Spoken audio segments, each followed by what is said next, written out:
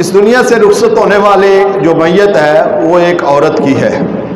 اور وہ عورت بوڑھیا ہے، جو اس وقت اس دنیا سے جاتے ہوئے ایک ماں کا رتبہ لے کر گئی ہے۔ دنیا سے جانے سے پہلے مجھے تو نہیں معلوم کتنا عرصہ، لیکن کافی عرصہ سنا ہے کہ وہ چارپائی پر بیماری کی عالم میں چارپائی پر صاحب فراش رہی ہیں۔ جو آدمی اس دنیا کے اندر زندگی بسر کر رہا ہوتا ہے، اس انسان سے نیکی اور بدی دونوں قسم کی معاملات ہوتے رہتے ہیں۔ بعض انسان ایسے ہوتے ہیں کہ جن سے بدی کی قوت زیادہ ہو جاتی ہے اور وہ گناہ زیادہ کر بیٹھتے ہیں۔ اللہ رب العالمین اس انسان کو اپنے بارگاہ میں قرب دینا چاہتے ہیں، اپنی بارگاہ میں مقام دینا چاہتے ہیں، اپنی بارگاہ میں مرتبہ دینا چاہتے ہیں، اور یہ ہے کہ یہ گناہوں کی بدولت دور سے دور سے دور ہوتا چلا جاتا ہے۔ تو پھر اللہ جل شانہ اس انسان کی دنیا کی گناہوں والی طاقت چھین کر اس پر بیماری مسلط کر کے اس کو چارپائی پر لٹا کر پھر اس بیماری کے صدقے اس کو گناہوں کو مٹانا شروع کر دیتا ہے، اس کے گناہوں کو صاف کرنا شروع کر دیتا ہے۔ یہاں تک کہ حدیث پاک کے الفاظ ہیں کہ جب بیمار آدمی اپنی زبان سے یہ ہائے ہوئی کے الفاظ نکالتا ہے، وہ بیماری کے عالم میں نکلنے والی آوازیں اللہ جل شانہ کی بارگاہ میں تسبیحات کا مقام رکھتی ہے۔ جب وہ چیخ و پکار کرتا ہے تو وہ تحلیل کا مقام و مرتبہ رکھتا ہے۔ جب وہ انسان سانس لیتا ہے تو اس کی ہر سانس اللہ کی بارگاہ میں صدقے کا مقام رکھتی ہے۔ جب وہ بیمار انسان نیند کرتا ہے تو اس کی نیند کو اللہ جل شانہ اپنی بارگاہ میں جو ہے وہ جہاد کا مقام عطا فرماتے ہیں، عبادت کا مقام عطا فرماتے ہیں۔ تو جب انسان بیماری کے عالم میں گناہوں سے نکل کر اس عالم میں پہنچتا ہے تو اس کے اندر سے نیکی کی طاقت بھی ختم، گناہوں کی طاقت بھی ختم۔ اب وہ نہ نیکی کر پا رہا ہے نہ گناہ کر پا رہا ہے، لیکن ایک فائدہ یہ ہو جاتا ہے کہ اس کے نامہ اعمال کو روک دیا جاتا ہے،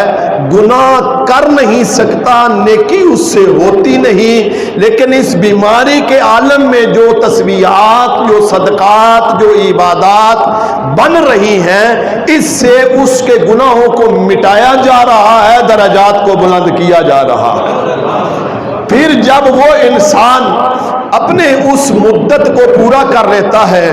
جس مقام پر اللہ تعالیٰ اس بندے کو دیکھنا چاہ رہا ہوتا ہے،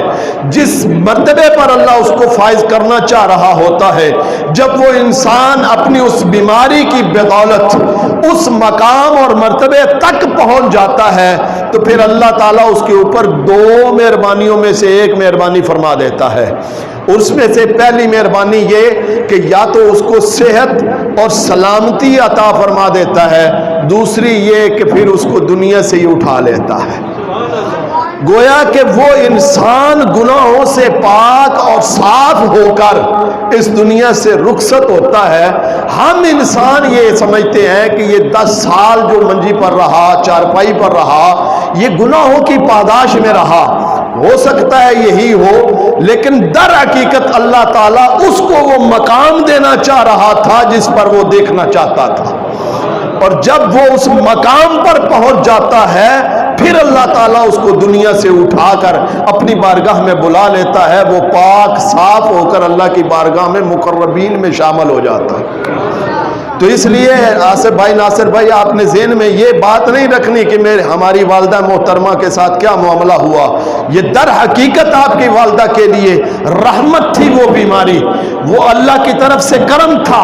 وہ رحمت تھی اللہ کی کہ جس سے آپ کے والدہ محترمہ کے بشری خطاؤں کو معاف کیا گیا، گناہوں کو معاف کیا گیا، اور ان کے درجات کو بلند کر کے جب وہ مقام و مرتبہ کے قائم مقام پہنچی تو اللہ تعالیٰ نے ان کو اپنے پاس بلا لیا۔ تو اب وہ بخشی ہوئی ہے، اب وہ مغفرت والی ہے، اب وہ مغفورہ ہیں، اب وہ اس دنیا سے رحمت لے کر گئی ہیں۔ تو اللہ تعالیٰ بیماری کو ہمارے لیے رحمت بنایا ہے، اس سے ہمیں ہمارے جسم کو اللہ تعالیٰ گناہوں سے بھی صاف کر دیتا ہے،